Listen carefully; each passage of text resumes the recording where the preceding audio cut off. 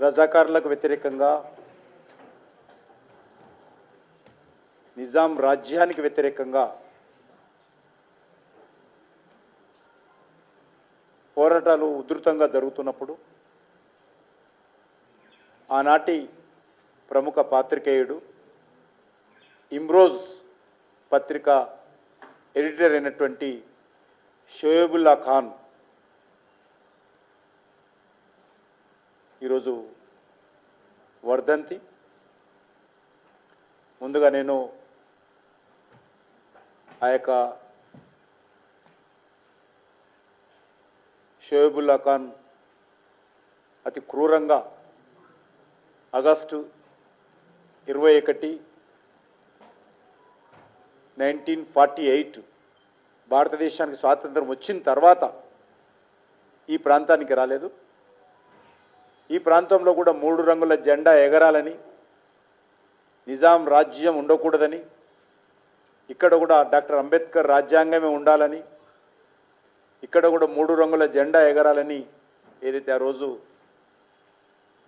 పోరాటాలు జరుగుతుండేనో ఆ సందర్భంగా మరి ఆయన కలం, కొంతమంది గలము, కొంతమంది కలంతో ఆ రోజు పోరాటాలు చేశారు. కలంతో పోరాటం చేసినటువంటి ప్రముఖ పాత్రికేయుడు షోయబుల్లా ఖాన్ వర్ధంతి. మా ఇంటి దగ్గరనే కాచిగూడ దగ్గర ఆయనను సాయంకాలం 9:30కి ఆ రోజు కంపోజ్ చేసేవాళ్ళు. ఒక్కొక్క అక్షరము ముక్క కంపోజ్ చేసి ఉర్దూ పత్రిక నడిపేవాడు.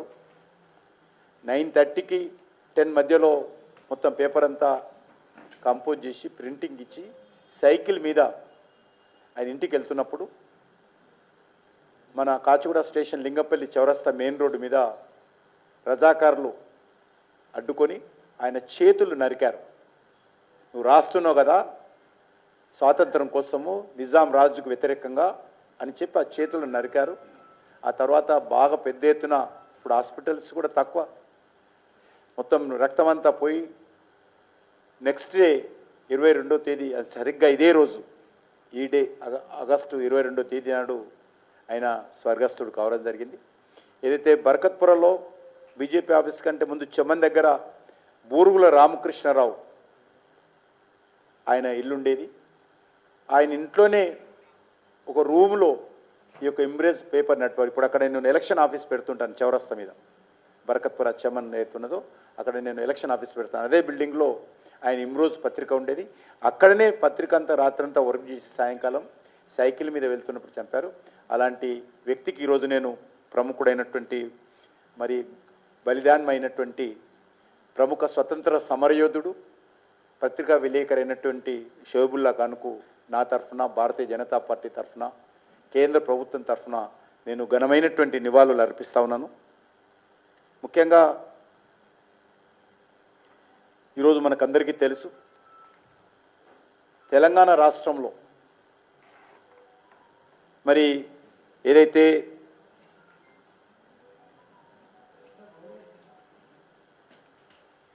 ధరణి పోవాలి, ధరణిలో అనేక రకాల అక్రమాలు జరుగుతూ ఉన్నాయి. ధరణి పోర్టల్ ద్వారా బీఆర్ఎస్ ప్రభుత్వము, కేసీఆర్ కుటుంబము పెద్ద ఎత్తున భూములు దోపిడీ చేస్తూ ఉన్నారు. మేము వస్తే దాన్ని సముద్రంలో పడేస్తాము, భూభారతి పేరు మీద కొత్త విధానం, కొత్త టెక్నాలజీ తీసుకొస్తామని చెప్పి పెద్ద ఎత్తున కాంగ్రెస్ పార్టీ ప్రభుత్వం ప్రచారం చేసింది. వచ్చిన తర్వాత ఈరోజు భూభారతి ఏర్పాటు చేశారు. కానీ ఈరోజు పరిస్థితి ఏందో, ఏ రకంగా ఉందో మనం అర్థం చేసుకోవచ్చు. ఆ రోజు వాళ్ళు 1000 ఎకరాల్లో దోపిడీ చేస్తే బీఆర్ఎస్ పార్టీ ఈరోజు వీళ్ళు లక్షల ఎకరాల్లో దోపిడీ చేస్తూ ఉన్నారు. పీనుగలు తినవాడు పోయి ఏనుగలు తినవాడు వచ్చారు ఇప్పుడు ఈరోజు తెలంగాణలో. అదే దోపిడీ, అదే రియల్ ఎస్టేట్ బిజినెస్, ఏ మాత్రం కూడా మార్పు తెలంగాణలో కనిపిస్తలేదు. ముఖ్యంగా 22A నిషేధిత జాబితాలోకి ప్రభుత్వ భూములు, గ్రామకంఠం భూములు మాత్రమే ఉండాలి. కానీ ఈరోజు ఏ రకంగా ప్రైవేట్ భూములను 22A కింద పెట్టి మరి ఎందుకు ప్రజలను వేధిస్తున్నారో ఈరోజు తెలంగాణ ప్రభుత్వం చెప్పాలి. దుర్మార్గంగా ఈ ప్రభుత్వం ఈరోజు పూర్తిగా భూ వ్యాపారాలను ప్రోత్సహిస్తూ ఉన్నది.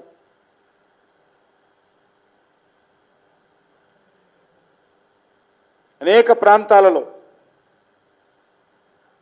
మరి ఏ రకంగా దేవాదాయ శాఖ భూములు కావచ్చు, లేక ప్రభుత్వ భూములు కావచ్చు, లేకపోతే సుప్రీంకోర్టులో ప్రభుత్వానికి ప్రైవేటుకు మధ్యన జరుగుతున్నటువంటి న్యాయస్థానంలో జరుగుతున్నటువంటి కేసులకు సంబంధించినటువంటి భూములే 22Aలో ఉండాలనుకుంటే ఈరోజు ప్రైవేట్ వ్యక్తుల భూములు అనేక సంవత్సరాలుగా ఇల్లు కట్టుకుని నివాసం ఉంటున్నటువంటి భూములు ఆయా ప్రభుత్వ అనుమతులు తీసుకొని, అది మున్సిపాలిటీ కానీ, గ్రామ పంచాయతీ కానీ, మున్సిపల్ కార్పొరేషన్ కానీ అనుమతులు తీసుకొని, ఎలక్ట్రిసిటీ కనెక్షన్ తీసుకొని నిర్మాణం చేసుకున్న తర్వాత ఇంటి ట్యాక్సులు కడుతున్నటువంటి ఇండ్లకు సంబంధించినటువంటి ప్రాపర్టీస్ను కూడా ఈరోజు 22A కింద పెట్టి మరి ఈరోజు ప్రభుత్వం ఏ రకంగా వేధిస్తున్నదో మనం చూస్తూ ఉన్నాము. దశాబ్దాలుగా పన్నులు చెల్లిస్తున్నటువంటి భూమి, భవన నిర్మాణానికి పర్మిషన్ ఇచ్చినటువంటి భూములు ఎవరు చేస్తున్నారు? ముఖ్యమంత్రి నాకు తెలియదు అంటాడు, రెవెన్యూ మినిస్టర్ నాకు తెలియదు అంటాడు, అధికారులు మాకు తెలియదంటారు. చేస్తున్నది ఎవరో చెప్పాల్సిన అవసరం ఉంది. ఓ మంత్రి అంటే ఏదో కుట్ర జరుగుతుంది అంటాడు, ఇంకో మంత్రి మరి రెవెన్యూ మినిస్టర్ సారీ చెప్తాడు.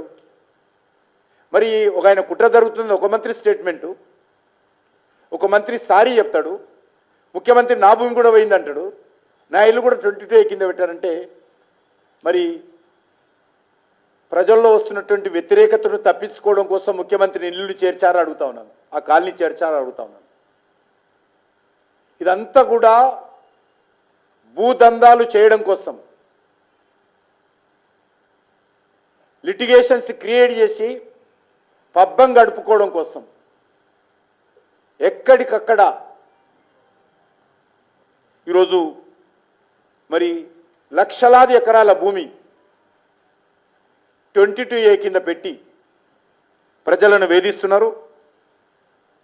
కేవలం హైదరాబాద్, రంగారెడ్డి, మేడ్చల్ జిల్లాలు తీసుకుంటే 4 లక్షలకు పైగా ఎకరాల భూమి 22A కింద చేర్చారంటే పరిస్థితి ఏ రకంగా ఉందో అర్థం చేసుకోవచ్చు.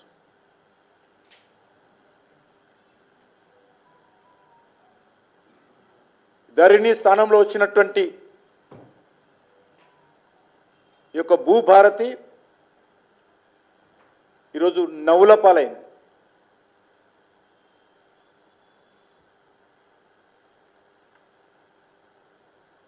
ఈరోజు చాలా దుర్మార్గంగా రాత్రికి రాత్రే ప్రైవేట్ భూములను 22A కింద పెట్టి వేధిస్తున్నటువంటి పరిస్థితి మనం చూస్తూ ఉన్నాం. ఏ రకంగా ఉందంటే హైకోర్టు కామెంట్ చేయడం జరిగింది. తెలంగాణ ప్రజల ఆస్తులు భద్రంగా ఉండాలంటే ఆర్మీని దింపాల్సి వస్తుంది అని కామెంట్ చేసిండు. హైకోర్టు న్యాయమూర్తి పరిస్థితి ఏ రకంగా ఉందో అర్థం చేసుకోవచ్చు. ధరణిని బంగాళాఖాతంలో వేస్తాము. ఇప్పుడు ఈ భూభారతిని ఏ ఖాతాలో వేయాలో చెప్పాలి. తెలంగాణ పూర్తిగా ఉదయం లేస్తే సాయంకాలం వరకు ముఖ్యమంత్రి నుంచి తహసీల్దార్ల వరకు ఈరోజు ప్రభుత్వ భూములు ఏ రకంగా అమ్మొచ్చు, ప్రభుత్వ భూములలో ఏ రకంగా లిటిగేషన్స్ క్రియేట్ చేయవచ్చు, ఏ రకంగా ప్రైవేట్ భూములు న్యాయస్థానంలో ఏవేవి ఉన్నాయి, న్యాయస్థానాలలో ప్రభుత్వం వర్సెస్ ప్రైవేట్ పార్టీలు ఏమున్నాయి, అవి ప్రైవేట్ పార్టీలకు అనుకూలంగా న్యాయస్థానంలో ప్రభుత్వ తరఫున వాదనలు తగ్గించి ప్రైవేట్ పార్టీలకు అనుకూలంగా తీర్పులు ఏ రకంగా తీసుకురావచ్చు, వాస్తవాలు న్యాయస్థానం ముందు పెట్టకుండా ప్రభుత్వం తరఫున ప్రభుత్వ న్యాయవాది వాదించకుండా ఏ రకంగా లిటిగేషన్స్ను క్లియర్ చేసే విధంగా ఎంతసేపు ఇదే విధమైనటువంటి ఆలోచన. ఈరోజు తెలంగాణ ఏ రకంగా అయిపోయిందంటే, ఈరోజు తెలంగాణ రాష్ట్రము RR real estate private limited కంపెనీగా మారిపోయింది. ఇంతకుముందు ఆర్ఆర్ ట్యాక్స్ ఉండేది, ఇప్పుడు ఆర్ఆర్ రియల్ ఎస్టేట్ కంపెనీగా మార్చి పెద్ద ఎత్తున మరి గతంలో 10% కమిషన్ తీసుకున్న వాళ్ళు బీఆర్ఎస్ పార్టీ ఈరోజు 30% వాటా చేరిపోయింది. ఈరోజు భూముల దగ్గరకు వస్తే 50% వాటా. నీకు 100 ఎకరాల లిటిగేషన్ ఉంటే నేను క్లియర్ చేస్తా, 50 ఎకరాలు నాకు ఇస్తావా? ఇదేదో నేను సీక్రెట్గా ఒక్కని చెప్పడం లేదు. మీరు ఏ రియల్ ఎస్టేట్ వ్యక్తిని అడిగినా, హైదరాబాద్ చుట్టుపక్కల ఏ గ్రామానికి వెళ్ళినా, ఏ కలెక్టర్ ఆఫీస్ దగ్గరికి వెళ్ళినా కలెక్టర్ ఏం చెప్తా ఉన్నాడు, మీరు ఫలానా దగ్గరికి వెళ్ళండి, నా చేతుల్లో లేదు, అక్కడ వాళ్ళు చెప్తేనే నేను చేస్తాను, నీ న్యాయం అయినప్పటికీ కూడా నేను చేయనని చెప్పి ఈరోజు కలెక్టర్లు చేతులు ఎత్తేస్తున్నటువంటి పరిస్థితి, కలెక్టర్ల మీద ఒత్తిడి తీసుకొస్తున్నటువంటి పరిస్థితి, కలెక్టర్లను బెదిరిస్తున్నటువంటి పరిస్థితి. అందుకే ఈ రాష్ట్రంలో రేవంత్ రెడ్డి గారు వచ్చిన తర్వాత ఎంతమంది అధికారులు ఎవరు 6 నెలలు ఉండడం లేదు ఏ స్థానంలో కూడా. చెప్పిన పని చేయకపోతే అధికారులను ఇష్టారాజ్యంగా మార్చేస్తున్నారు. ఈరోజు అధికారుల ట్రాన్స్ఫర్ అనేటువంటిది శరామామూలు అయిపోయింది తెలంగాణలో. రాష్ట్ర ప్రజలు తమ ప్రాపర్టీస్ విషయంలో, భూముల విషయంలో ధైర్యంగా ఉండేటువంటి పరిస్థితి లేకుండా పోయింది. అధికారులకు, కాంగ్రెస్ పార్టీ నాయకులకు లంచాలు ఇచ్చి సలాంలు కొట్టకపోతే భూ వ్యాపారం చేయలేము, రియల్ ఎస్టేట్ వ్యాపారం చేయలేము, బిల్డర్స్ ఇల్లు కట్టలేరు అనేటువంటి పరిస్థితి ఉన్నది. రియల్ ఎస్టేట్ పూర్తిగా కొలాప్స్ అయ్యే పరిస్థితి ఉన్నది. ఇప్పటికీ ఆల్మోస్ట్ కొలాప్స్ అయింది. దేశంలో అన్ని రాష్ట్రాల్లో సమస్యలు ఉండేది, కానీ తెలంగాణలో రియల్ ఎస్టేట్ భూములు ఉండేది. కానీ ఈరోజు పరిస్థితి ఆ రకంగా లేదు. హైదరాబాద్ చుట్టుపక్కల ఉన్నటువంటి ఓపెన్ ల్యాండ్స్ మీద అది ప్రభుత్వ భూములు అయితేనేమో అమ్మాలని, ప్రైవేట్ భూములు అయితే 50% కమిషన్ వాటా తీసుకోవాలని ఈరోజు కుట్రలు జరుగుతూ ఉన్నాయి. అది యూనివర్సిటీ ల్యాండ్ అయినా అమ్ముతారు, అది ఎండోమెంట్స్ ల్యాండ్ అయినా అమ్మేస్తారు. నేను ఒకటే అడుగుతా ఉన్నాను, రేవంత్ రెడ్డి గారు వచ్చే 2 సంవత్సరాల తర్వాత ఈ రాష్ట్రంలో ప్రజలు ఉండకూడదా? లేకపోతే వచ్చే 10 సంవత్సరాల తర్వాతనో 20 సంవత్సరాల తర్వాతనో ఈ రాష్ట్ర అవసరాలకు బహిరంగ భూములు ఉండకూడదా ప్రభుత్వం దగ్గర? ఓపెన్ ప్లేస్, బ్రీతింగ్ ప్లేస్ ఉండకూడదా? ఉన్న భూములన్నీ అమ్మేసుకుంటూ పోదామా? బీఆర్ఎస్ పార్టీ అదేవిధంగా అమ్మింది, కాంగ్రెస్ పార్టీ అదేవిధంగా అమ్ముతున్నది. అంతేకాదు ఈరోజు కేంద్ర ప్రభుత్వం దగ్గర కొన్ని భూములు ఉన్నాయి, అది సెంట్రల్ యూనివర్సిటీ కావచ్చు, ఆ భూములు కూడా మాకు ఇవ్వండి, అమ్ముతాము. భవిష్యత్ తరాలకు, భవిష్యత్ అవసరాలకు ఈరోజు ఆలోచన చేయాల్సిన అవసరం లేదా? ఇష్టారాజ్యంగా మీ రాజకీయ అవసరాల కోసం, మీ రాజకీయ హామీల అమలు కోసం, భవిష్యత్ తరాల కోసం రిజర్వ్ చేయాల్సినటువంటి భూములు మీరు ఈ రకంగా రోజుకు రోజువారీగా వేలం వేసి అమ్మునట్లయితే, రోజువారీగా కుట్రలు కుతంత్రాలు చేసి ఆ భూములను స్వాధీనం చేసుకొని మీరు సొంతం చేసుకున్నట్లయితే భవిష్యత్తు ఏమైతుందో అడుగుతున్నా. హైదరాబాద్ లాంటి డెవలపింగ్ సిటీ, డెవలప్డ్ సిటీ, అభివృద్ధి చెందిన నగరము, అభివృద్ధి చెందుతున్న నగరం ఇది. దక్షిణ భారతదేశంలో, దేశంలో వేగవంతంగా అభివృద్ధి చెందుతున్నటువంటి నగరం. ఇలాంటి నగరంలో ఓపెన్ స్పేస్ ఉండకూడదని అడుగుతా ఉన్నాను. ఎందుకు భూములు అమ్ముతున్నారో చెప్పాలి.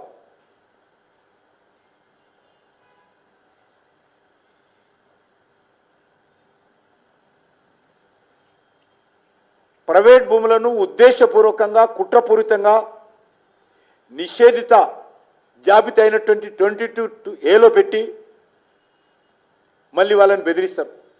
మీ 22A నుంచి తొలగించాలా? నేను తొలగిస్తా. ఏమిస్తావు చెప్పు? పెట్టింది మీరే, తొలగించేది మీరే, మరి లంచాలు ఇవ్వాల్సింది అమాయకులైనటువంటి పేద ప్రజలు, అమాయకులైనటువంటి వ్యక్తులు. ఈరోజు ఇది పూర్తిగా దుర్మార్గంగా ఈరోజు వ్యవహరిస్తూ ఉన్నది. ఈరోజు కింది నుంచి పై వరకు మంత్రులు కావచ్చు, ఎమ్మెల్యేలు కావచ్చు, రోజుకు 2 గంటలు సెటిల్మెంట్ మీద కూర్చుంటున్నారు. ల్యాండ్ సెటిల్మెంట్స్ కింది స్థాయి నుంచి పై స్థాయి వరకు, మండల స్థాయి నుంచి హైదరాబాద్ కేంద్రం వరకు ప్రతి ముఖ్యమైనటువంటి కాంగ్రెస్ పార్టీ నాయకులు సెటిల్మెంట్స్ మీద దృష్టిని కేంద్రీకరిస్తున్నారు. భవిష్యత్తులో ఉంటామో పోతామో, ఉన్నప్పుడే ఇల్లు సర్దుకోవాలా అనేటువంటి ఆలోచనతో ఈరోజు తెలంగాణను ఈ రకంగా దోపిడీ చేస్తున్నటువంటి పరిస్థితి ఉన్నది. అనేకమైనటువంటి రియల్ ఎస్టేట్ కంపెనీలతో బెదిరించి బినామీ పేర్లు పెట్టి వాటాలు తీసుకుంటున్నారు రియల్ ఎస్టేట్ కంపెనీల దగ్గర. లేకపోతే మీ బిల్డింగ్ పర్మిషన్ ఇవ్వము, లేకపోతే మీ బిల్డింగ్ సంబంధించినటువంటి ఎన్ఓసి సర్టిఫికెట్ ఇవ్వము, ఫైర్ సర్టిఫికెట్ ఇవ్వము. ఈరోజు ఈ రాష్ట్రంలో ఏ సర్టిఫికెట్ కావాలన్నా కూడా అది మున్సిపల్ కార్పొరేషన్ సర్టిఫికెట్ కానీ, లేక ఎన్ఓసి సర్టిఫికెట్ కానీ, పైనుంచి కనిసైగలు లేకుండా, పైనుంచి ఆదేశాలు లేకుండా అధికారులు ఇచ్చే పరిస్థితి లేదు.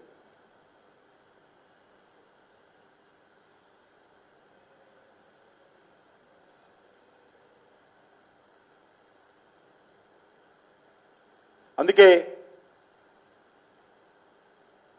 మనం చూసాం హైడ్రా కూడా కాంగ్రెస్ అనుకూలంగా ఉన్నటువంటి వాళ్ళకు ఒక న్యాయము, పేదవాడికి ఒక న్యాయం.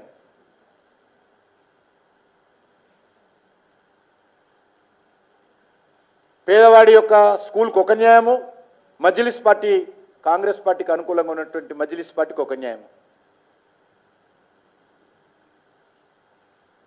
హైకోర్టు నేను కొత్తగా ఏం చెప్పడం లేదు, హైకోర్టు ఏ రకంగా మాట్లాడిందో మనం చూసాం.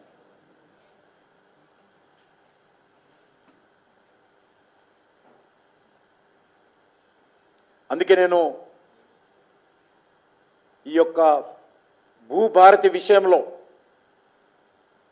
హైకోర్టు సిట్టింగ్ జడ్జి న్యాయ విచారణ జరపాల్సిన అవసరం ఉంది. 22A కింద గతంలో ఎన్ని భూములు ఉండేది, ఎన్ని భూములు ఈరోజు 22A నుంచి నిషేధితమైనటువంటి భూములను ఏ రకంగా బయటికి ఎంత తెచ్చారు లాస్ట్ 2.5 years 3 years. కొత్తగా ఎన్ని లక్షల ఎకరాలు 22A కింద చేర్చారు, ఏ ప్రాతిపదికన చేర్చారు, ఏ ఆధారంగా చేర్చారు, దీనిపైన ఉన్నత స్థాయి విచారణ జరగాల్సిన అవసరం ఉంది. బాధితులకు న్యాయం జరగాల్సిన అవసరం ఉంది. దోషులెవరో, దొంగలెవరో, దుర్మార్గులెవరో తేలాల్సినటువంటి అవసరం ఉంది. భూభాకాసురులెవరో, పేదవాళ్ళెవరో తేలాల్సినటువంటి అవసరం ఉంది.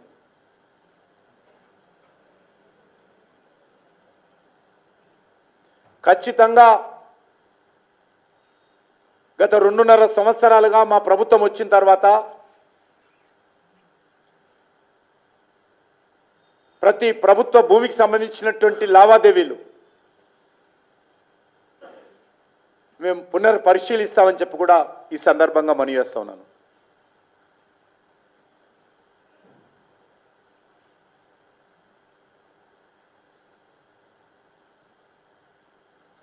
ఈరోజు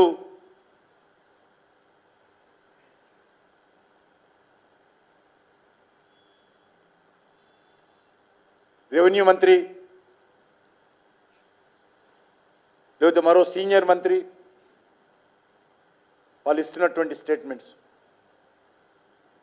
ముఖ్యమంత్రి నివాసం ఏ రకంగా 22A కింద వచ్చిందంటే అప్పుడు సారీ చెప్పాడు. ముఖ్యమంత్రి నివాసం కూడా 22A కింద రావడం అనేటువంటిది వెనక కుట్ర ఉంది. చూశారా, మీదే కాదు నాది కూడా దీని కింద పోయిందని ప్రజలను చెప్పుకోవడం కోసం చేర్చారు. తమ యొక్క దుర్మార్గాలను, తమ యొక్క అక్రమాలను, తమ యొక్క అవినీతి కార్యక్రమాలను, తమ యొక్క అధికార దుర్వినియోగ కార్యక్రమాలను సర్దిపుచ్చుకున్నటువంటి కార్యక్రమే తప్ప దీంట్లో మరొకటి లేదు.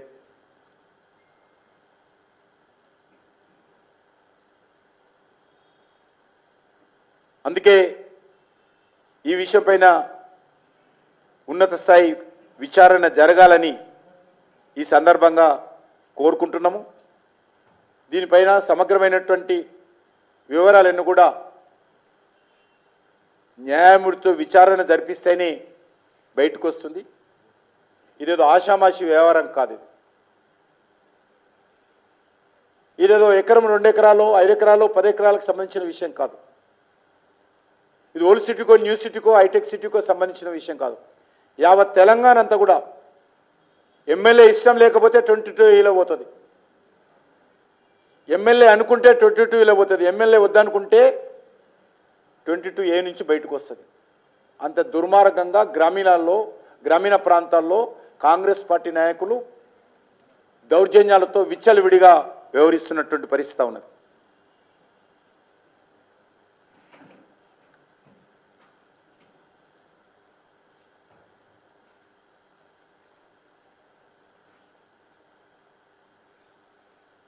ఈ యొక్క విషయంలో అవసరమైతే ఇప్పటికే అన్ని రకాల సహాయ సహకారాలు జిల్లాల వారీగా Bharatiya Janata party legal cells ఏవైతున్నాయో అవి అందరికీ అందుబాటులో ఉంచుతున్నాం. రైతుల నుంచి మొదలు పెడితే పట్టణ ప్రాంతాలు ఉన్నటువంటి పేదవాడి ఇల్లు వరకు కూడా అన్ని రకాలుగా భారతీయ జనతా పార్టీ ఈ యొక్క భూములు కోల్పోయినటువంటి వాళ్లకు సహాయం అందించడం కోసం మేము ఆదేశాలు ఇవ్వడం జరిగింది.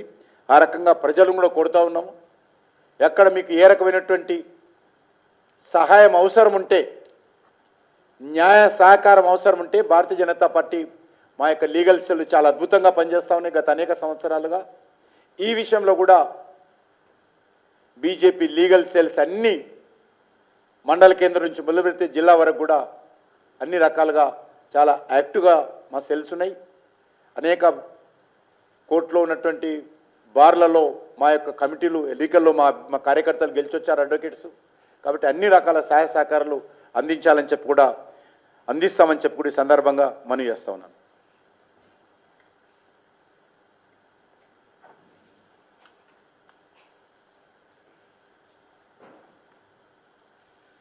మరొక ప్రధానమైనటువంటి అంశము, తెలంగాణ ప్రభుత్వము రేషన్ కార్డ్స్ ప్రింట్ చేయడం జరిగింది. ఈ యొక్క రేషన్ కార్డ్స్లో ముఖ్యమంత్రి గారి photo, civil supplies minister photo వేసుకున్నారు. మాకు ఏ రకమైనటువంటి అభ్యంతరం లేదు. కానీ ఇది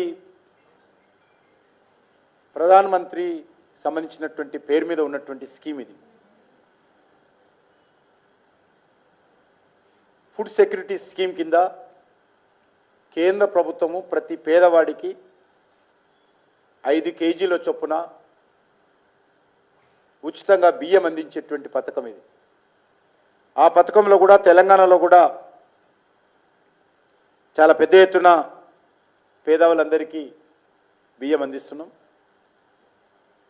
అయితే భారత ప్రభుత్వం ఇచ్చేటువంటి 70% ప్రతి కేజీకి 200 రూపాయల వరకు కేంద్ర ప్రభుత్వం ఇస్తే వీళ్ళు 50 రూపాయల వరకు వెళ్ళిస్తారు. కాబట్టి ప్రతి వ్యక్తికి 5 కేజీల చొప్పున కేంద్ర ప్రభుత్వం బియ్యం ఇస్తుంది. ఆ మంత్రి అంటాడు సన్న బియ్యం ఇస్తే ఫోటో పెడతామని. మీరు సన్న బియ్యం ఇచ్చిన దానికి సపరేట్ మీరు ఫోటో కార్డు పెట్టుకోండి, మాకు ఏ రకమైనటువంటి అభ్యంతరం లేదు. మీకు ఫండమెంటల్ రైట్ ఉంది. రాష్ట్ర ప్రభుత్వ పథకాల మీద ముఖ్యమంత్రి ఫోటో వేసుకుంటారా లేకపోతే ఇంకో మంత్రి ఫోటో వేసుకుంటారా, మాకు ఏ రకమైనటువంటి అభ్యంతరం లేదు. కానీ కేంద్ర ప్రభుత్వం ఇస్తున్నటువంటి పథకం ఇది, దేశవ్యాప్తంగా అమలు జరుగుతున్నటువంటి పథకం. అందులో కేంద్ర ప్రభుత్వ లోగో ఉండదు. గవర్నమెంట్ ఆఫ్ ఇండియా 5 కేజీలు ఇస్తే మీరు 1 కేజీ ఇస్తున్నారు. 5 కేజీల బియ్యానికి వస్తున్నటువంటి డబ్బుకు మరొక 13 రూపాయలు చేర్చి మీరు 5 కేజీలను కూడా సన్న బియ్యం పేరుతో ఇస్తున్నారు. మీరు వేరే ఇచ్చుకోండి. మీకు నిజంగా పేద ప్రజలకు సన్న బియ్యం ఇవ్వాలనుకుంటే ప్రత్యేకంగా ఇచ్చుకోండి, మాకు ఏ రకమైనటువంటి అభ్యంతరం లేదు. కేంద్ర ప్రభుత్వం ఇస్తున్నటువంటి పథకాన్ని డిస్టర్బ్ చేసి ఈరోజు మేము సివిల్ సప్లైస్ ఏదైతే పీడిఎఫ్ షాప్ ఉంటుందో షాపు కూడా గవర్నమెంట్ ఆఫ్ ఇండియా కమిషన్ ఇస్తుంది. వేర్ హౌస్ నుంచి పేర్ ప్రెస్ షాప్కి వచ్చేటువంటి ట్రాన్స్పోర్ట్ కూడా కేంద్ర ప్రభుత్వం ఇస్తుంది. బియ్యము కొనుగోలు చేస్తుంది రైతుల దగ్గర, రైస్ మిల్లర్ల దగ్గర కేంద్ర ప్రభుత్వం ధాన్యం చేసి ఆడిస్తుంది. అన్ని రకాలుగా చేసి ఇస్తుంటే మాకు ఏ రకమైన అభ్యంతరం లేదు. కానీ మీరు కేంద్ర ప్రభుత్వం ఇచ్చేటువంటి గరీబ్ కళ్యాణ్ అన్న యోజన అంటారు, ఇది ప్రధానమంత్రి గరీబ్ కళ్యాణ్ అన్న యోజన, ఈ స్కీమ్ పేరే. దాన్ని మీరు మొత్తం ఈరోజు మీరు రేవంత్ రెడ్డి అదేవిధంగా మరి సివిల్ సప్లైస్ మంత్రి ఫోటో వేసుకొని కనీసం కేంద్ర ప్రభుత్వం లోగో లేకుండా స్కీమ్ లేకుండా వేయడం అనేటువంటిది మరి ఎంతవరకు సమంజసమో ఆలోచన చేయాల్సినటువంటి అవసరం ఉంది. ఇది పూర్తిగా రాజకీయ పరంగా చేస్తున్నటువంటి కుట్ర. ముఖ్యంగా గతంలో కూడా కేసీఆర్ దుర్మార్గంగా కేంద్ర ప్రభుత్వం లోగో ఇవ్వాల్సి వస్తుందని ఆయన 10 సంవత్సరాలు రేషన్ కార్డు ఇవ్వలేదు. ప్రింట్ చేసి కూడా ఆయన పంచలేదు. వీళ్ళు బరి తెగించిన వాళ్ళు కాబట్టి కాంగ్రెస్ పార్టీ వాళ్ళు మరి బరి తెగించి ఈ రకంగా చేస్తున్నారు. ఆయన 10 సంవత్సరాలు ప్రజలకు భయపడి, ఇది ఇందులో నా ప్రమేయమే లేదు, పూర్తిగా కేంద్ర ప్రభుత్వం ఇస్తుంది, బియ్యము ఫ్రీగా ఇస్తుంది కేంద్ర ప్రభుత్వము, మరి కేంద్ర ప్రభుత్వం ఇస్తున్నప్పుడు కేంద్ర ప్రభుత్వం లోగో పెట్టాల్సి వస్తుంది అనేటువంటి కారణంతో పెట్టడానికి ఇష్టం లేకుండా కేసీఆర్ కార్డే ఇవ్వలేదు. వేరే కారణమే లేదు. ప్రింట్ చేసి కూడా అట్లా పెట్టారు. వీళ్ళేమో మరి బరి తెగించి ఈరోజు ఇస్తూ ఉన్నారు. హిమాచల్ ప్రదేశ్లో ఇస్తున్నారు, అక్కడ వాళ్ళ ప్రభుత్వాలు ఉన్నాయి, అక్కడ ఇస్తున్నారు. అనేక రాష్ట్ర ప్రభుత్వాల దగ్గర లోగో వేశారు. అది బీజేపీ ప్రభుత్వమా కాంగ్రెస్ పార్టీ ప్రభుత్వం ఎవరైనా సరే గవర్నమెంట్ ఆఫ్ ఇండియా స్కీమ్ అయినప్పుడు మీ పేరు కూడా పెట్టుకోండి, గవర్నమెంట్ ఆఫ్ ఇండియా కూడా స్కీమ్ పేరు పెట్టమంటుంది. మేమేమి రాష్ట్ర ప్రభుత్వం లోగో పెట్టుకోవద్దు అంటలేదు. రాష్ట్ర ప్రభుత్వం లోగో ఉండని, గవర్నమెంట్ ఆఫ్ ఇండియా లోగో కూడా ఉండాలి. 70% ఈ యొక్క బియ్యం పథకంలో కేంద్ర ప్రభుత్వం భరిస్తూ ఉన్నది, 70%. కాబట్టి ఇది గవర్నమెంట్, తెలంగాణ గవర్నమెంట్ బాధ్యత. ఇది ఏమాత్రం మంచిది కాదు. దీనిపైన మరి రాష్ట్ర ప్రభుత్వం పునరాలోచన చేయాల్సినటువంటి అవసరం ఉంది. లేకపోతే మేమే కేంద్ర ప్రభుత్వం తరఫున పొదుపు సంఘాల ద్వారా ఈ యొక్క 5 కేజీల బియ్యం మేమే కార్డు తీసి ఇవ్వాల్సినటువంటి పరిస్థితి నేను ప్రభుత్వ కేంద్ర మంత్రిని కోరుతాను. ఇదే విధంగా వ్యవహరిస్తానని డెఫినెట్గా సివిల్ సప్లై మినిస్టర్ని అడుగుతా. నేను రాష్ట్ర ప్రభుత్వం ఇవ్వడానికి ఇష్టం లేకపోతే, నరేంద్ర మోడీ గారు కేంద్ర ప్రభుత్వం ఇచ్చినటువంటి బియ్యం ఆ బియ్యం పేరు మీద పథకం పేరు మీద ఇవ్వడానికి వాళ్ళకి ఇష్టం లేకపోతే మేము నేరుగా పంపిణీ చేస్తాం. మీకు ఆ మాత్రం కేంద్ర ప్రభుత్వం పేరు తీసుకోవడానికే మీరు మరి ఆ రకంగా జంకర్ మీద ఒకసారి ఢిల్లీకి వచ్చి కేంద్రం రాష్ట్రం ఒకటే మాటలు కోటలు దాడతాయి. ముఖ్యమంత్రి గారు కేంద్ర ప్రభుత్వం నుంచి సాయం తీసుకోవడం కోసం ఎన్నిసార్లు అయినా కలుస్తా అన్నారు. ఇచ్చినటువంటి స్కీమే ఈ రకంగా ఉంటుంది. ఉన్నటువంటి స్కీమ్నే ఈ రకంగా మార్చేసి ఆయన ఫోటో వేసుకుంటాడు, అలా మంత్రి గారు ఫోటో వేసుకుంటాడు. నేను ముఖ్యమంత్రి ఫోటోను వ్యతిరేకించడం లేదు. ఖచ్చితంగా కేంద్ర ప్రభుత్వ లోగో కూడా అక్కడ ఉండాల్సినటువంటి బాధ్యత ఆయనది. కేంద్ర ప్రభుత్వం డైరెక్షన్ కూడా ఇచ్చింది. ప్రతి రేషన్ షాపు దగ్గర కూడా కేంద్ర ప్రభుత్వ వాటా ఎంత, రాష్ట్ర ప్రభుత్వం వాటా ఎంత ఉండాలనేది ప్రతి రిసిప్ట్లో ఉంటుంది. అది రిసిప్ట్లో ఇప్పుడు కూడా సన్న బియ్యం ఇచ్చేటువంటి రిసిప్ట్లో కేంద్ర ప్రభుత్వం వాటా ఎంత ఉందో, రాష్ట్ర ప్రభుత్వం వాటా ఎంత ఉందో ఈరోజు కూడా ఏ ప్రైస్ షాప్ దగ్గర కూడా రిసిప్ట్లో అంద ఉంటుంది. కానీ రేషన్ కార్డు మీద మాత్రం ఉండదు. దీనిపైన రాష్ట్ర ప్రభుత్వం పునరాలోచన చేయాలని నేను ఈ సందర్భంగా డిమాండ్ చేస్తా ఉన్నాను.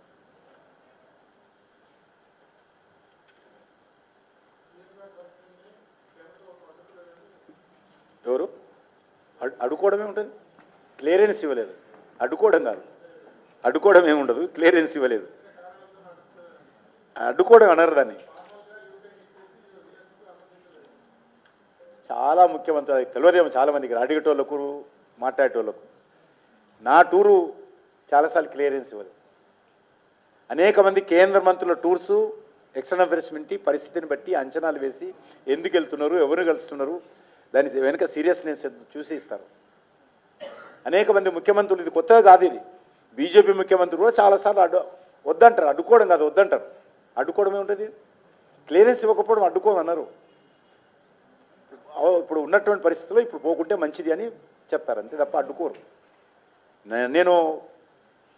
నాకు అనేక మంది మంత్రులు వస్తే నేను కూడా అడుగుతాను కేంద్ర ప్రభుత్వం ఎక్స్టర్నల్ అఫైర్స్ను, వాళ్ళు ఉన్నటువంటి పరిస్థితులు మీరు పోవద్దు, కావాలంటే మీ ఆఫీసర్స్ పంపించండి, మేము మా సెక్రటరీని, మా జాయింట్ సెక్రటరీను, అడిషనల్ సెక్రటరీని పంపిస్తాను. అది మామూలు, అది చాలా సింపుల్. ఇది కొత్త కాదు, అనేక సంవత్సరాల నుంచి కూడా దేశంలో ఈ సంప్రదాయం ఉంది. ప్రైవేట్ టూర్లో నువ్వు ఎక్కడైనా గవర్నమెంట్ టూర్ పోయినప్పుడు గవర్నమెంట్కి సంబంధించినటువంటి ఎవరిని కలుస్తున్నావు, ఎందుకు కలుస్తున్నావు, దాని సీరియస్నెస్ ఎంత ఉంది, అది అవసరం ఉందా లేదా. ఇప్పుడు చెప్తున్నారు మేము విద్యను తీసుకురావాలనుకుంటున్నాము, తీసుకురా. ఇక్కడ ఫీజు రియంబర్స్మెంట్ 15,000 కోట్లు ఇచ్చే దిక్కులేదు. ఇక్కడ ఇంజనీరింగ్ కాలేజీ మూతపడతా ఉన్నాయి. ఇంజనీరింగ్ కాలేజీ విద్యార్థులు కోర్స్ అయిపోయినా కూడా సర్టిఫికెట్ ఇవ్వడం లేదు ప్రైవేట్ కాలేజీల వాళ్ళు. అది మర్చిపోయిన నా బాధ్యత. ఈరోజు ఇతర దేశాలకు వెళ్ళి ఇంజనీరింగ్ కాలేజీలు పెద్ద పెద్ద కాలేజీలు తెస్తాను మాట్లాడతారు. ఈరోజు నా దగ్గర రోజు నేను హైదరాబాద్కు వస్తే ప్రతిరోజు 100 మంది విద్యార్థులు వస్తున్నారు. నాకు వేరే దగ్గర అడ్మిషన్ వచ్చింది, నా సర్టిఫికేట్ ఇవ్వడం లేదు. నేను కాలేజీకి ఫోన్ చేస్తే ఫీజు ఎవరు కడతారు సార్ అంటుండే. ఈ అబ్బాయి కడతాడా, గవర్నమెంట్ కడతాడా, మీరు కడతారా నన్ను ప్రశ్నిస్తున్న కాలేజీలు. మా దగ్గర పాస్ అయిపోయిండు, నేను అప్పులు తెచ్చి జీతాలు ఇస్తున్నా, కాలేజీ నడుపుతున్నా, నాకు ఇంతవరకు ఫీజు రియంబర్స్మెంట్ చేయలేదు. మరి ఇతని సర్టిఫికేట్ ఇస్తే రేపు రాష్ట్ర ప్రభుత్వం గ్యారంటీయా, విద్యార్థి తండ్రి గ్యారంటీయా, విద్యార్థి గ్యారంటీయా, అడుగుతున్నటువంటి కేంద్ర మంత్రిగా మీరు గ్యారంటీ అని అడుగుతున్నారు. ఈరోజు విద్యార్థులు ఆ రకంగా ఇబ్బంది పడతా ఉంటే, అనేకమైనటువంటి ఇంజనీరింగ్ కాలేజీలు మూతపడతా ఉంటే, పేద విద్యార్థులకు సకాలంలో ఫీజులు రాక మీరు విద్యా భరోసా కార్డు ఇస్తామన్నారు. ఏమైందని అడుగుతున్నా. 5 లక్షల రూపాయలు ప్రతి విద్యార్థికి విద్యా భరోసా కార్డు ఇస్తామని ఎలక్షన్ మేనిఫెస్టోలో పెట్టారు. ప్రతి విద్యార్థికి 5 లక్షల విద్యా భరోసా కార్డు. అందుకెళ్ళే మీరు ట్యూషన్ ఫీజు కట్టుకో, ఎప్పుడు అవసరం ఉంటుంది. Credit card, bank credit card లాగా కార్డు ఇస్తారు. ఆ కార్డు తీసుకెళ్ళి నువ్వు ఫీజు కట్టాలంటే దాంట్లో కట్టుకో, ట్యూషన్ ఫీజు కట్టుకోవాలంటే కట్టుకో, కంప్యూటర్ కొనుక్కో, ల్యాప్టాప్ కొనుక్కో. అది ఇప్పుడు 3 సంవత్సరాలు కావస్తుంది, ఒక్కటని ఇచ్చా విద్యా భరోసా కార్డు. ఈరోజు విద్య గురించి మాట్లాడతారు వీళ్ళు. కాలేజీకి వెళ్ళి ఎమ్మెల్యేకి స్కూటీలు ఇస్తామన్నారు, ఒక్క స్కూటీ అని ఇచ్చారా మీరు? కాబట్టి ఇక్కడ పరిస్థితి ఏంది, వాస్తవంగా నేల విడిచి సామి చేస్తే ఎక్కువసేపు ప్రచారాలతో నడవదు. అట్లనే కేసీఆర్ చెప్పాడు, లండన్ చేస్తా, హైదరాబాద్ను, దుబాయ్ చేస్తా, ఇస్తాంబుల్ చేస్తా. ఏ రకం ఉందో వర్షాలు వస్తూ చూస్తున్నాం. ఓ మాట అన్నాడు ఆయన, రోడ్డు ఎట్లా ఉండాలి, అసెంబ్లీ ఉందా కిషన్ రెడ్డి, నువ్వు రోడ్డుకి వెళ్ళి ఆ రోడ్డు మీద తలబెట్టి చూస్తే నీ ముఖమందులో మెరుస్తుంటుంది, నువ్వు దూకోవచ్చు అన్నాడు అసెంబ్లీలో కేసీఆర్. అద్దంలా మెరుస్తుంది, దూకోవచ్చు, దువ్వబెట్టి అట్లా చేస్తా రోడ్లు అన్నాడు ఆయన. ఆయన అట్లా మాట్లాడిపోయి 10 సంవత్సరాల తర్వాత ఫామ్ హౌస్లో పడ్డాడు. ఈయన ఇప్పుడు అమెరికా వదిలి తెస్తాడు. మాకేం అభ్యంతరం లేదు టూర్ చేయడం కోసం, ఆఫీసర్ని పంపించు. ఈయన ఏం మాట్లాడతాడు వాళ్ళందరితో.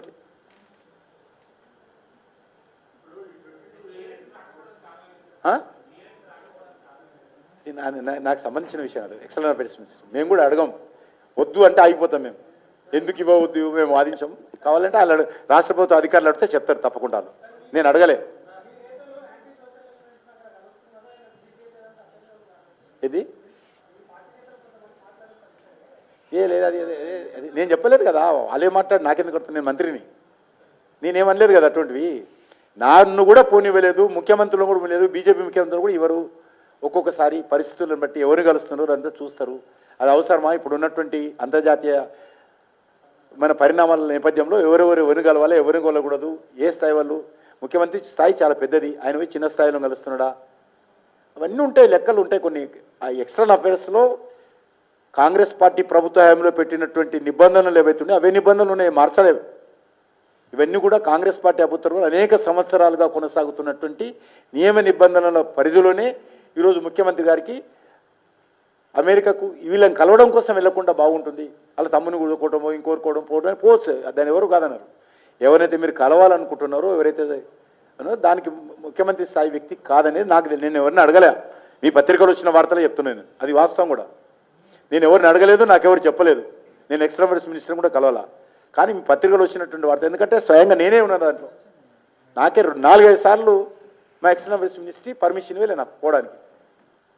నేను మినరల్స్ సంబంధించినటువంటి సమ్మిట్స్ అయితే అనేక దేశాల్లో మైనింగ్ సమ్మిట్స్కి వెళ్ళలేకపోయినా నేను.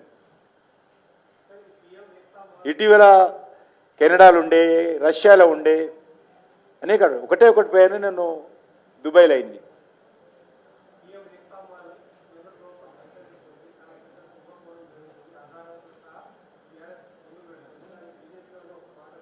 డెఫినెట్గా నాకు తెలియదు, అది చాలా స్టడీ చేస్తాను తప్పకుండా. ఎందుకు అది మా కేంద్ర ప్రభుత్వం ఇచ్చినటువంటి నిధులేవి, కరెక్ట్. అది తప్పకుండా ఆ రకంగా జరగడానికి వీలేదు. నేను దాని మీద స్టడీ చేస్తాను. నేను స్టడీ చేయలేదు ఈ మధ్యలో, నేను హైదరాబాద్లో లేను. మీ తెలుగు పేపర్స్ కూడా ఢిల్లీలో ఎవరు ఇస్తలేరు మీరు. నిజంగా అంటే గతంలో పేపర్స్ వచ్చేది ఢిల్లీకి, ఈరోజు పేపర్ ఎవరు వస్తలేరు ఢిల్లీకి. చాలా బాధ అనిపిస్తుంది. మాకేం అలవాట్లేదు కదా, మేమేమో పాతకాలం మనుషులము. విషయం చెప్తున్నా, నేను ఆయన చూస్తున్నాను అనుకో వస్తుంది, కానీ అన్నీ రావు కదా, ముఖ్యమైన చూస్తే వస్తాయి.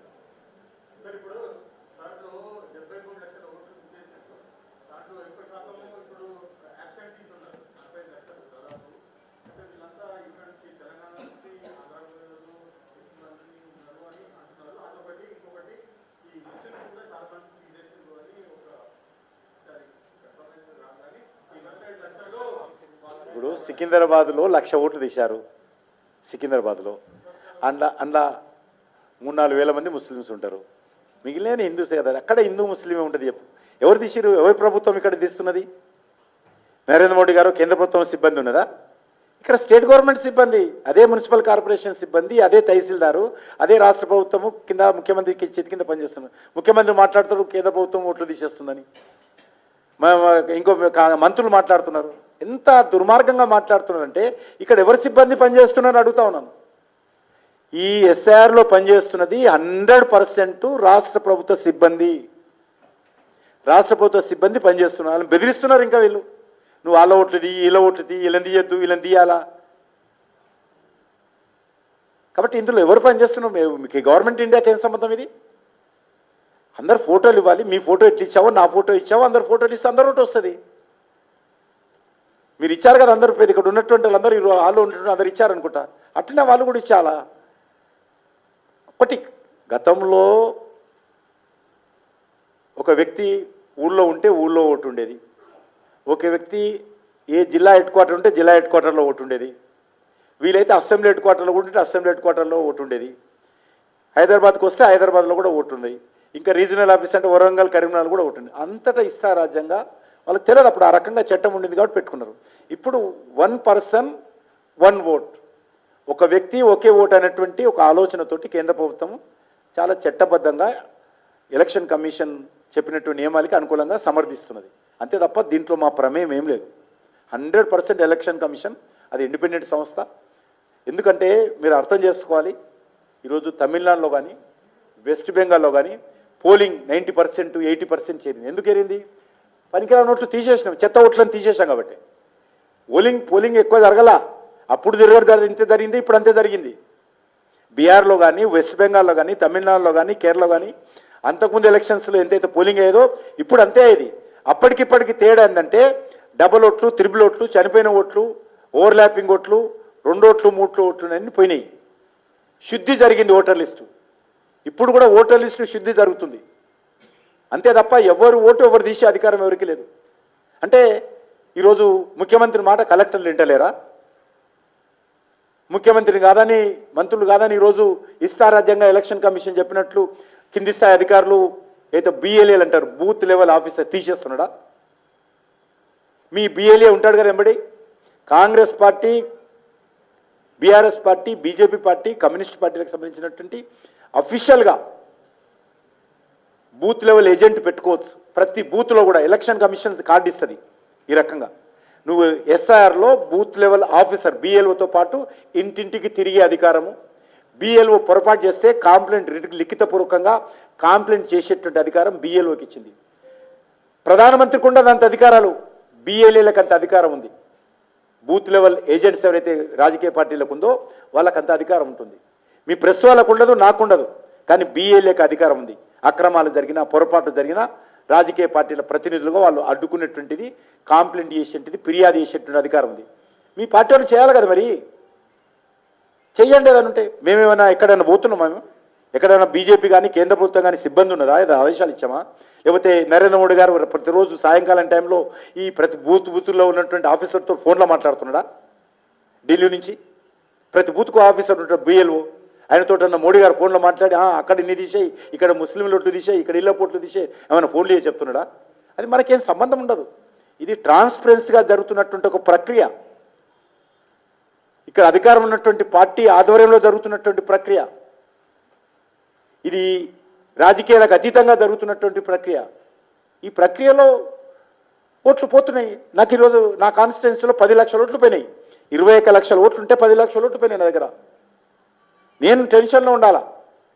మెజార్టీ ఓట్లు నాకు పడే ఓట్లు పోయినాయి అంటే వాళ్ళందరూ కూడా కరీంనగర్ వాళ్ళు కరీంనగర్కి వెళ్ళిపోయారు, రంగారెడ్డి వాళ్ళు కంగారెడ్డికి వెళ్ళిపోయారు, వరంగల్ వాళ్ళు వరంగల్కి వెళ్ళాలి, నల్గొండ వాళ్ళు నల్గొండకి వెళ్తున్నారు.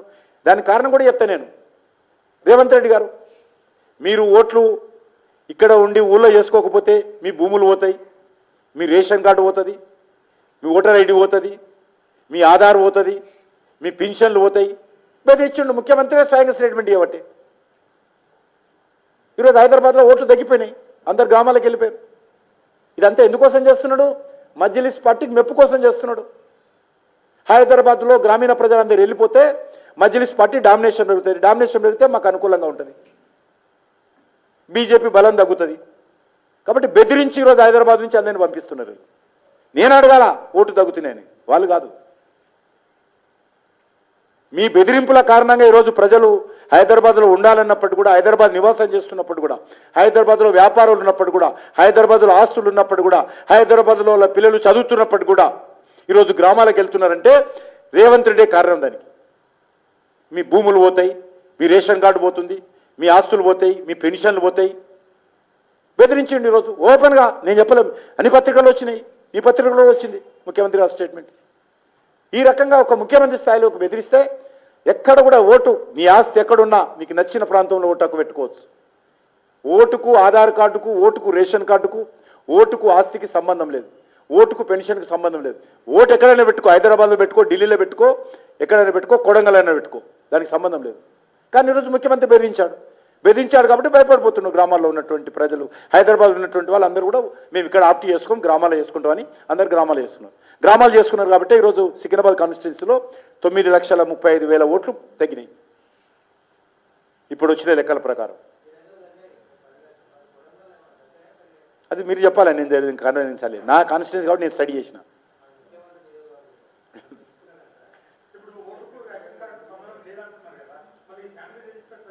ఏది చెల్లదని చెప్పేసింది ఎలక్షన్ కమిషన్.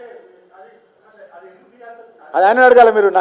అది పూర అక్రమం. అది ఈ యొక్క ఫ్యామిలీ ఏం సర్టిఫికెట్, అది ఫ్యామిలీ రిజిస్టర్ ఏదైతే ఉన్నదో అది పూర్తిగా ఓటర్ లిస్టులలో అక్రమంగా, అన్యాయంగా దొంగ ఓటు చేర్చడం కోసం చేసినటువంటి కుట్ర. అది ఇష్టారాజ్యంగా వారం 10 రోజులలో దాని నిర్ణయం తీసుకొని ఇష్టారాజ్యంగా లక్షలాది కార్డ్స్ ఇచ్చారు. ఎలక్షన్ కమిషన్ తెలుసుకున్నది కాబట్టి దాన్ని రిజెక్ట్ చేసింది కాబట్టి బతికిపోయాం ఈరోజు. అది ఎక్కడ కూడా నిర్ణయం అయింది. అదే దారుస్థలంలో నిర్ణయం చేశారు. అసదుద్యోగ నిర్ణయం చేస్తే దాన్ని ఇంప్లిమెంట్ చేసింది రేవంత్ రెడ్డి. కానీ ఎలక్షన్ కమిషన్ దాన్ని కూడా తీసుకోలేదు పరిగణలోకి. సంతోషం. అది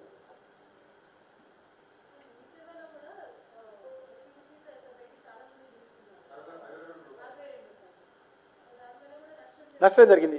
పేద ప్రజలు అనవసరం, దానికి ఏం పనికి రాదు. ఇనేదంటే పథకాలు పెట్టుకోవాలంటే రాష్ట్ర ప్రభుత్వ పథకాలు పెట్టుకో, మాకు అభ్యంతరం లేదు. కానీ దానికి ఓటర్ లిస్టుకు సంబంధం లేదు. రేపు రాష్ట్ర ప్రభుత్వం ఇంకేదని పడితే ఆయన అధికారం ఉన్నది కాబట్టి ఆయన పెట్టుకోండి, మాకేం అభ్యంతరం లేదు. ఎలక్షన్ కమిషన్ నియమావళి ప్రకారం అది చెల్లదని చెప్పింది. అది కూడా మేము మాట్లాడేది ఇంతవరకు. ఎలక్షన్ కమిషన్ చెప్పిన తర్వాత మేము చెప్తున్నాం.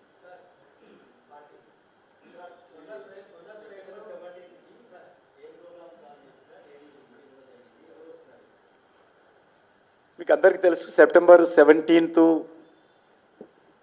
అధికారపూర్వకంగా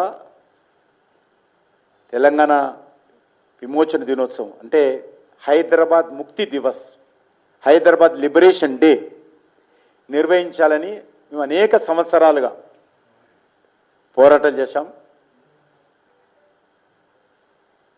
శాసనసభలో నేను ఎమ్మెల్యే ఉన్నప్పుడు అనేక సార్లు ఫైట్ చేశాను. కాంగ్రెస్ పార్టీ ప్రభుత్వం రాజశేఖర్ గారు ఉన్నప్పుడు కానీ అంతకు ముందు కానీ ఉద్యమాలు చేశాము. అనేక సార్లు లాఠీచార్జీలు అయినాయి, జైలుకి వెళ్ళాము. మా కార్యకర్తలు అనేక రకాల ఇబ్బందులకు గురయ్యారు. కానీ బీఆర్ఎస్ ప్రభుత్వం కానీ కాంగ్రెస్ పార్టీ ప్రభుత్వం కానీ ఆ రోజు చేయలేదు. చివరకు నేను కల్చర్ మినిస్ట్రీ అయిన తర్వాత, నేను ఎంవైఎస్ హోము వచ్చిన తర్వాత మరి కేంద్ర ప్రభుత్వం తరఫున హైదరాబాద్లో అఫీషియల్గా హైదరాబాద్ లిబరేషన్ డే కార్యక్రమాలు నిర్వహించాలని నిర్ణయం తీసుకోవడం జరిగింది. వరుసగా నిర్వహిస్తూ ఉన్నాం కూడా. ఈ సంవత్సరం కూడా 17 సెప్టెంబర్ నాడు పరేడ్ గ్రౌండ్లో ఉదయం హైదరాబాద్ లిబరేషన్ డే కేంద్ర ప్రభుత్వం తరఫున నిర్వహిస్తాం. దానికి ఎవరు వస్తారనేది ఇంకా ప్రభుత్వం నిర్ణయించాలి, కేంద్ర ప్రభుత్వం. అది మన చేతుల్లో లేదు. ఆ రోజు పారామిలిటరీకి సంబంధించినటువంటి కవాతులు ఉంటాయి. తెలంగాణ కవులు కళాకారులు అందరూ కూడా పాల్గొంటారు. తెలంగాణ కళాకారుల కవాతులు ఉంటాయి. డప్పులు, డిల్లెం బెల్లము, అనేక రకాలుగా మహిళలు, సన్నాయి, ఇవన్నీ రకరకాలు ఉంటాయి. ఆ కార్యక్రమం చాలా అద్భుతంగా జరపాలని నిర్ణయం తీసుకున్నాం. దానికంటే ముందు నేను ఇంతకుముందు చెప్పినట్టు ఏదైతే షోయబుల్లా ఖాన్ లాంటి అనేక మంది మహావీరులు ఏదైతే బలిదానం అయ్యారో రజాకారుల యొక్క అకృత్యాలలో, వాళ్ళందరినీ స్మరించుకునేటువంటి ప్రయత్నం కూడా మరి పరకాల కావచ్చు, వరంగల్ జిల్లాలో కావచ్చు, నల్గొండ జిల్లాలో కావచ్చు వెళ్ళాలనేటువంటిది నిర్ణయం తీసుకోవడం జరిగింది. ఎక్కడైతే హైదరాబాద్ సంస్థానంలో నిజాం రాజ్యంలో ఉన్నటువంటి కొన్ని జిల్లాలు మహారాష్ట్రకి వెళ్ళాయి, కొన్ని జిల్లాలు బీదర్ లాంటి జిల్లాలు కర్ణాటక వెళ్ళాయి. అక్కడ ఉండేటువంటి కాంగ్రెస్ ప్రభుత్వాలు అనేక సంవత్సరాల క్రితమే హైదరాబాద్ ముక్తి దివస్ పేరుతోటి ఉత్సవాలు నిర్వహిస్తూ ఉన్నారు. ఇప్పుడు కూడా అప్పటి నుంచి ఇప్పటి వరకు కంటిన్యూగా నిర్వహిస్తూ ఉన్నారు. జిల్లా కలెక్టరు, జిల్లా ప్రభుత్వ కార్యాలయాలు, స్కూల్స్ అన్నిటి మీద జెండా ఎగరేస్తారు ఆ జిల్లాలలో. మొత్తం కర్ణాటక అంతా చేయరు. ఏదైతే నిజాం రాజ్యంలో ఉన్నటువంటి జిల్లాల్లో మాత్రమే చేస్తారు. 1956లో భాషా ప్రయుక్త రాష్ట్రాలు ఏర్పాటైనప్పుడు కర్ణాటక, హైదరాబాద్ ఏదైతే తెలంగాణ ఏదైతే ఉండనో అందులో ఉండేటువంటి కర్ణాటక భాష మాట్లాడేటువంటి జిల్లాలను కూడా కర్ణాటకలో కలిపాం. 1956లో మరాఠీ మాట్లాడేటువంటి జిల్లాలు మహారాష్ట్రకి వెళ్ళిపోయాయి భాషా ప్రయుక్త రాష్ట్రాలు వచ్చినప్పుడు.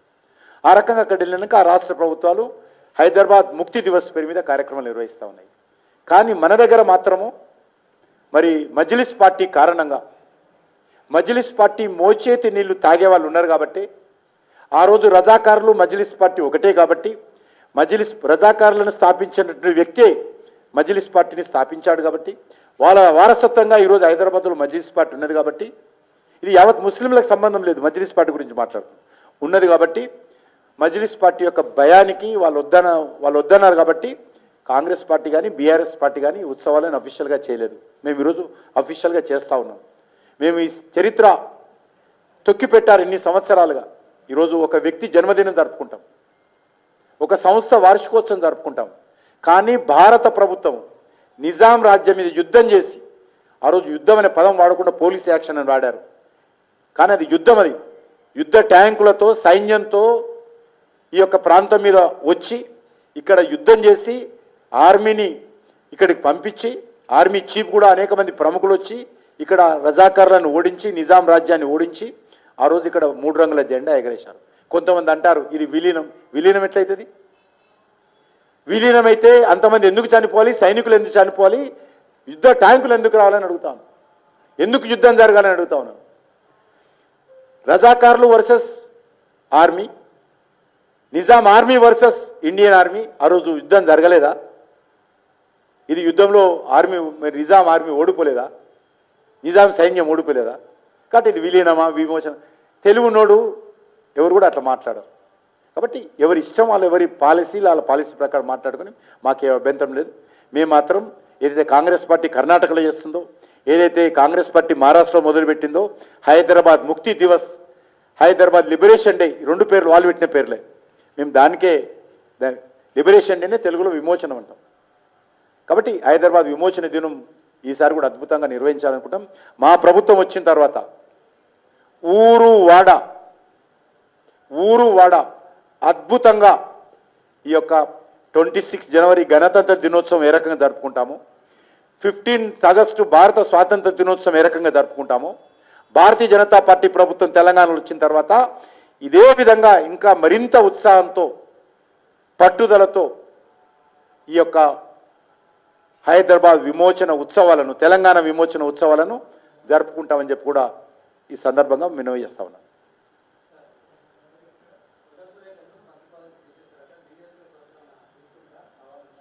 ఏమైంది ఏమైంది ఏమైంది మరి అటాని మీరు రాసుకోవాలి, నేను అనకూడదు. అటాలు నేను చెప్పను, అటాలకు నేను జవాబు చెప్పను. అయినప్పుడు చెప్తాను. ఆమె రాజీనామా లేదండి, ఆమె రాజీనామా చేసినప్పుడు ఆమె నీకేమైనా మా పార్టీలో వస్తా అని చెప్పినప్పుడు అప్పుడు మాట్లాడతా. ఆమె మీరు చెప్పినప్పుడు చెప్తా, నేను ఎప్పుడేమి చెప్తా. ఇప్పుడు ఏం చేయాలంటే నేను ఒక్కరిని కాదు కదా, మా పార్టీలో అందరూ ఆలోచిస్తాం. ఇప్పుడు ఆ మేడంతో నువ్వు మాట్లాడి నాకు చెప్తే అప్పుడు మాట్లాడతా. అప్పుడు చెప్తా, నేను ఏం చెప్పలేను ఇప్పుడు. దేంట్లో విధానం చేస్తున్నారు? ఈ దేశంలో నా దగ్గర డాటా ఉంది. కాంగ్రెస్ పార్టీ హయాంలో ఎన్ని పోలీస్ ఫైరింగ్లు అయ్యాయి. మన ఢిల్లీలో పోలీస్ ఫైరింగ్ కాలే. పార్లమెంట్ గేటు దగ్గరకు వచ్చారు వందల వేల మంది. మేము పార్లమెంట్ లోపల ఉన్నాం. అప్పుడు పైలట్స్ ప్రయోగించారని వస్తున్నది వార్త. అది దాని మీద ఆయన గొడవ వేస్తున్నాడు. నేను ఒకటే అడుగుతున్నాను, ఇదే తెలంగాణ గడ్డ మీద కాంగ్రెస్ పార్టీ నాయకులు చెప్పాలి. 1969లో 369 బిడ్డలను ఇదే హ్యాబిట్స్లో, ఇదే బాలనగర్లో, ఇదే శంషాబాద్లో 369 విద్యార్థులను కాల్చి చంపారు వీళ్ళు. 369 students Congress party killed with in police firing. ఎన్ని ప్రాంతాల్లో పోలీస్ ఫైరింగ్లో విద్యార్థులు చనిపోలేదు? ఆంధ్ర ఉద్యమంలో చనిపోలేదా? అనేక విద్యార్థి ఉద్యమంలో చనిపోలేదా? ఏదో మేము కొత్తగా ఈరోజు కాంగ్రెస్ పార్టీ ఊడిపడ్డట్టు ఏదో ఇంకో పార్టీ ఏదో వచ్చింది కదా, కాక్రోచ్ లాగా ఈ కాంగ్రెస్ పార్టీ నిన్ననే ఉట్టినట్టు మాట్లాడతాడు ఆయన. కాంగ్రెస్ పార్టీ కాక్రోచ్ పార్టీ కాదు, మీకు చరిత్ర ఉంది. ఈ దేశాన్ని అనేక సంవత్సరాలు పరిపాలించారు. ఈ దేశాన్ని అనేక సంవత్సరాలుగా మీ కుటుంబ ఆధీనంలో ఉంది. మీ ఆధీనంలో వేలాది మంది పోలీస్ ఫైరింగ్లలో చనిపోయారు. రాహుల్ గాంధీ నీకు మాట్లాడే నైతిక హక్కు లేదు. ఎంత సంయమనంతో ఢిల్లీ పోలీసులు ఉన్నారు. వాళ్ళు పార్లమెంట్ గేటు దాకా రానిచ్చారు. గేట్ కాడ వచ్చిన తర్వాత లోపలికి వెళ్తే ఎటువంటి పరిస్థితి చెప్పండి రాహుల్ గాంధీని. గేట్ లోపలికి ఆ వేల మంది వందల మంది వస్తే ఎంపీలు అన్ని పార్టీలలో ఉన్నారు లోపల. భారత పరువు విదేశాల్లో ఏ రకంగా ఉంటుంది? ఎవరైనా గ్యారంటీ ఇస్తాడా రాహుల్ గాంధీ? ఏం మాట్లాడుతున్నాడు ఆయన? ఇర్రెస్పాన్సిబుల్, ఇంత బాధ్యతారహితమైనటువంటి రాజకీయ నాయకుడు ఈ భారతదేశ చరిత్రలో లేడు.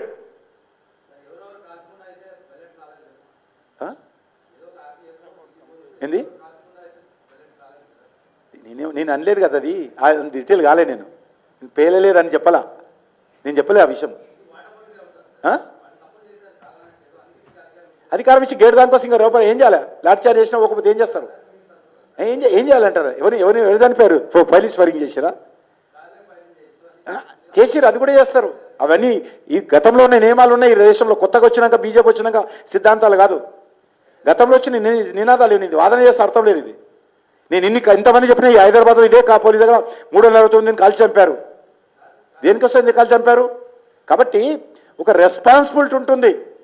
ఈ దేశము, ఈ దేశ గౌరవము, దేశ ప్రతిష్ట, పార్లమెంట్ ప్రతిష్ట ఉంటుంది. అంతే తప్ప విద్యార్థులను కొట్టాలనో చేయాలి. మా విద్యార్థులు మా ఇంట ఉంటారు. ఆయన ఎంబడి ఉండలేరు. కాంగ్రెస్ పార్టీని విద్యార్థులు జంజీవులు ఎన్నడో వదిలేశారు. ఆయన అందుకే టీషర్ట్ వేసుకొని తిరుగుతున్నాడు, నాయంబర్ రా అని సంవత్సరాల తరబడి. వదులుతలేడు అవి టీషర్ట్ వేసుకున్నంత మాత్రం జంజీలు రారు. మీ ఆలోచన, మీ విధానము, మీ పాలసీలు, మీ సంస్కరణల మీద వస్తారు జంజీలు. ఈరోజు మేము గర్వంగా చెప్తాం, కాలేజీలు మేము పెంచాము, యూనివర్సిటీస్ పెంచాము, మెడికల్ సీట్లు పెంచాము, మెడికల్ కాలేజీలు పెంచాము, స్టార్టప్స్ పెంచాము. స్టార్టప్లు ఈరోజు స్పేస్ టెక్నాలజీ తీసుకెళ్తున్నాం. స్టార్టప్లను స్పేస్ టెక్నాలజీ తీసుకెళ్తున్నాం.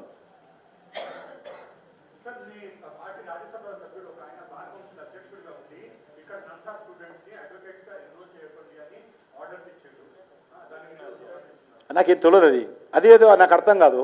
ఆయన ఏదో బార్ కౌన్సిల్ మెంబర్, ఆయన బార్ కౌన్సిల్ మెంబర్ యాక్టివిటీ చేసిండు, మాకేం సంబంధం ఉంది ప్రాపర్టీకి? అదే ఆ రకంగా ఆ రకంగా ఆయన ఉండొచ్చు. ఆయన ఎవరో నాకు తెలియదు, పేరు కూడా వెళ్ళలేదు కానీ ఆ రకంగా బార్ కౌన్సిల్ రిజిస్ట్రేషన్ చేయకూడదు అనడం తప్పు, అది మంచిది కాదు అనకూడదు. ఎవరు కూడా ఆ రకంగా చేయడం తప్పది. దాన్ని ఏముంది, వాస్తవమే. మాకేం ప్రభుత్వానికి సంబంధం లేదు కాబట్టి నేను వాస్తవమే మాట్లాడతాను. ఆయన బార్ కౌన్సిల్ మెంబర్గా ఆయన ఏం చేసిండో మాకు తెలియదు. ఆ రకంగా బార్ కౌన్సిల్ తీర్మానం చేయడం కూడా మంచిది కాదు. విద్యార్థులు చాలా రకాలుగా ఉంటారు, అనేక రకాలుగా మాట్లాడతారు. ఇప్పుడు మేము కేసులు విడ్రా చేశారు ఢిల్లీలో, అనేక రకాలుగా పోలీసులు దెబ్బలు తాకినా, లేకపోతే వీళ్ళు వాళ్ళని కొట్టినా, వాళ్ళు ఇల్లు కొట్టినా కూడా in the interest of the students community మేము కేసులను విడ్రా చేసినాం. నరేంద్ర మోడీ గారిని తిట్టినప్పుడు కూడా, నరేంద్ర మోడీ తల్లి గారిని తిట్టినప్పుడు కూడా విడ్రా చేసినాం. అదే మిగతా నాయకులు తల్లులను తిరిగితే ఊరుకుంటారా? ఇట్లనే ఏ రకంగా భాష, ఏ రకంగా విన్యాసాలు చేశాడు ఢిల్లీలో. అదే రాహుల్ గాంధీని అంటే ఊరుకుంటారా? ఇదే భాష ఉపయోగిస్తాడా? బాగా చేసినావు, చెయ్యి ఇంకా బాగా చెయ్యి, మా కుటుంబ సభ్యులను తిట్టు అంటాడా రాహుల్ గాంధీ? అర్థం చేసుకోవాలా. ఎవరైనా సరే మన తల్లి, మన బిడ్డ, మన చెల్లి ఈ రకంగా ఎంత విన్యాసాలు చేస్తూ చెప్పడానికి, చూడడానికి కూడా సిగ్గుపడేటువంటి విధంగా ఆ రోజు విన్యాసాలు చేస్తే నరేంద్ర మోడీ గారు పెద్ద మనసుతోటి ఎవరి మీద నాకు సంబంధించినటువంటి కేసులు పెట్టొద్దని చెప్పాడు. మా తల్లిని తిట్టినా, నన్ను తిట్టినా కేసులు పెట్టొద్దని చెప్పాడు ఒక ప్రధానమంత్రిగా ఉండి కూడా. ఎందుకంటే వాళ్ళు మా పిల్లలే, తెలిసి తెలియక చేసి ఉంటారు. వాళ్ళ మనసులో మార్పు వస్తే నాకు అంతే సంతోషం అన్నాడు. శిక్ష కాదు, వాళ్ళ మనసులో మార్పు వస్తే. ఎందుకంటే ఒక మాతృమూర్తిని, చనిపోయినటువంటి స్వర్గస్థులైనటువంటి ఒక మాతృమూర్తి, నీకైనా మాతృమూర్తే, నాకైనా మాతృమూర్తే, మోడీ గారికైనా మాతృమూర్తి, ఆమె బతుకున్నా చనిపోయినా కూడా. అలాంటి వ్యక్తిని ఆ రకంగా పసిపిల్లలతో నోటితోటి విమర్శిస్తే ఎవరికైనా బాధ అనిపిస్తుంది. కాబట్టి అది మంచి పద్ధతి కాదు. పిల్లలకు నేర్పాల మనం. పిల్లలకు ఏ రకంగా తెలియదు, వాళ్ళకి అమాయకులైనటువంటి పిల్లలు కొంత పొరపాటున మాట్లాడితే వాళ్ళని సంస్కారం చేయాల్సినటువంటి బాధ్యత సమాజం మీద ఉంటుంది. ఇంకా రెచ్చగొట్టకూడదు. నువ్వు మాట్లాడింది చాలా బాగా మాట్లాడావు, ఇంకా మాట్లాడు, ఇంకా రెచ్చగొట్టు, ఇంకా తల్లులను తిట్టు, చనిపోయిన వాళ్ళని తిట్టు, ఇంకా విన్యాసాలు చేయి, ఎట్లా తిట్టాలో చూపించు, ఎట్లా విమర్శించో చూపించు అనే విధంగా రాహుల్ గాంధీ వివరిస్తున్నాడు. రాహుల్ గాంధీ ఎట్లా ఎందుకు క్షమాపణ చెప్పారంటాడు ఆయన. క్షమాపణ చెప్పొద్దు అంటాడు పిల్లలను క్షమాపణ చెప్పని అడగలే. కానీ కొంతమంది చెప్పారు. Prime minister not asked any, ఎవరిని అడగాలి, అపాలజీ అడగలేదు. కొంతమంది పిల్లలు చెప్తే ఎందుకు చెప్తున్నారు మీరు, చెప్పొద్దు, ఇట్లనే తిట్టాలా? ఇదా ఒక ప్రతిపక్ష నాయకుడు చెప్పాల్సినటువంటి విషయం? 60 సంవత్సరాలు 70 సంవత్సరాలు దేశాన్ని పరిపాలించినటువంటి ఒక పార్టీ సంబంధించినటువంటి అధినేత మాట్లాడించిన అంశాలు అవి. మీరు ఎన్ని ఫైరింగులు చేశారు, ఎన్ని వేల మంది చనిపోయారు. నేను ఒక్క ఉదాహరణ ఒకటే ఒక ఉదాహరణ. 369 మంది 100% స్టూడెంట్స్ని చంపారు. ఉస్మానియా యూనివర్సిటీ నుంచి మొదలు పెడితే ఈ యాబిడిస్ పోస్ట్ ఆఫీస్ వరకు కూడా ఇక్కడ మన వెనుక. కాబట్టి నేను మాది అయిపోయినాక అడుగమ్మా, నేను మాట్లాడుతుంది తల్లి. అదే అయిపోయినాక అడుగు తల్లి. ఏది అరే మరి ఇది మాట్లాడడానికి అడుగు తల్లి. ఇది అవుతున్నా కదా, అన్ని విషయాలు ఒక ప్రెస్ కాన్ఫరెన్స్లో రావు తల్లి, గుర్తుపెట్టుకో. అదే ఉండమ్మా నా మాట విన్నమ్మా. నేను కూడా 40 సంవత్సరాల నుంచి ప్రెస్ కాన్ఫరెన్స్లో మాట్లాడు, అన్నీ ఒకసారి మాట్లాడము. నేను మాట్లాడినప్పుడు అది అయిపోయినాక నువ్వు చెప్పు తల్లి ప్రశ్న. నేను మాట్లాడుతున్నప్పుడు నువ్వు మధ్యలో ఆపేసి ఇది చెప్పంటే ఎట్లా? నా పూర్తి కాకముందే. ప్రెస్ కాన్ఫరెన్స్ నాదమ్మా, ఇది ప్రెస్ కాన్ఫరెన్స్ నాది. నేను పిలిపించుకున్న మిమ్మల్ని అందరినీ ప్రేమతో ఆప్యాయతో రమ్మని చెప్పాను. నేను చెప్పినాక మీరు అడుగు ప్రశ్న ఏదైనా చెప్తాను నేను.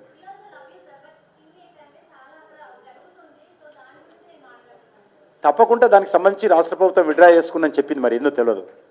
రాష్ట్ర ప్రభుత్వము ఈ విద్యార్థులకు ఏదైతే పాత విధానం ఉందో అదే విధానాన్ని తెలంగాణలో అమలు చేస్తామని చెప్పినట్టు నాకు తెలిసింది. అది నేను జీవో చూడలేదు, కాబట్టి మంత్రి గారు చెప్పినట్టు నేను అది వాస్తవమో కాదో తెలియదు. పాలిటెక్నిక్ విద్యార్థులకు ఏదైతే ఉన్నారో వాళ్ళకు పాత విధానమే అమలు చేస్తాము, కొత్త విధానం ఏదైతే అనుకున్నామో అది మేము అమలు చేయము, విడ్రా చేసుకుంటున్నామని చెప్పినట్టు తెలిసింది. అది కరెక్టా కాదా మీరు చెప్పాలి. అందుకే నేను మాట్లాడలేదు. నేను అది రెడీ అయినా కూడా నాకు తెలిసింది అది. ఇప్పుడు మనము రాహుల్ గాంధీలో అపరిచితులను చూస్తాం. ఆయన ఒక అపరిచితులా వివరిస్తుంటాడు. ఇన్ని సినిమాలో 2-3 ఉండే అపరిచితులు, ఈ దగ్గర అనేక రకాల అపరిచితులు ఉన్నారు. మరి టీషర్ట్ మాత్రం వదిలాడు. ఈ మధ్యలో 2-3 రకాలు వదిలాడు. ఎవరికైనా బాధ అనిపిస్తుంది. ఒక పార్టీ, నువ్వు అపోజిషన్ పార్టీ లీడరు ఆ రకంగా వివరించడం అనేటువంటిది మంచి సాంప్రదాయం కాదు. ఎవరు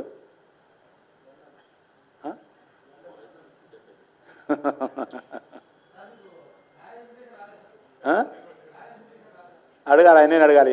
పెళ్లి చేసుకుంటోళ్ళని అడగండి, పెళ్లి చేయిస్తున్న అడగండి. ఎక్కడ మీకు హైదరాబాద్లో పెట్టుకుంటేవారు వద్దన్నారా? హైదరాబాద్లో మీటింగ్ పెట్టుకుంటే వద్దన్నారా?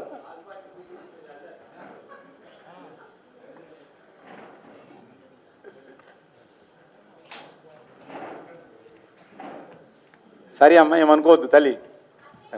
Okay okay.